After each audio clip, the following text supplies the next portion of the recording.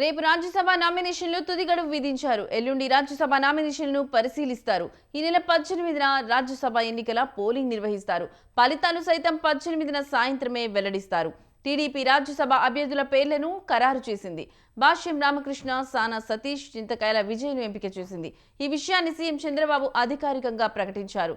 అభ్యర్థులకు బీఫామ్ అందించారు. సామాజిక సమతుల్యత, యువతకు టీడీపీ పెద్దపీట వేసింది. కష్టపడి పనిచేసే వారికి పదవులు వస్తాయని చంద్రబాబు అన్నారు.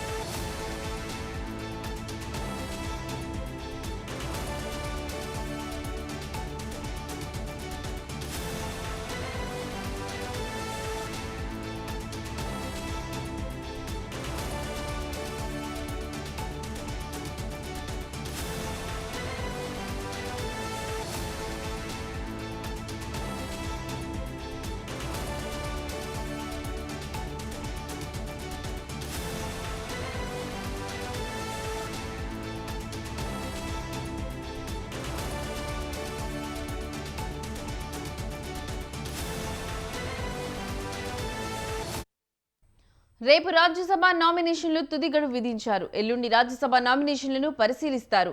ఈ నెల 18న రాజ్యసభ ఎన్నికల పోలింగ్ నిర్వహిస్తారు. ఫలితాలు సైతం 18న సాయంత్రమే వెల్లడిస్తారు. టీడీపీ రాజ్యసభ అభ్యర్థుల పేర్లను ఖరారు చేసింది. భాష్యం రామకృష్ణ, సానా సతీష్, చింతకాయల విజయ్ను ఎంపిక చేసింది. ఈ విషయాన్ని సీఎం చంద్రబాబు అధికారికంగా ప్రకటించారు. అభ్యర్థులకు బీఫామ్ అందించారు. సామాజిక సమతుల్యత, యువతకు టీడీపీ పెద్దపీట వేసింది.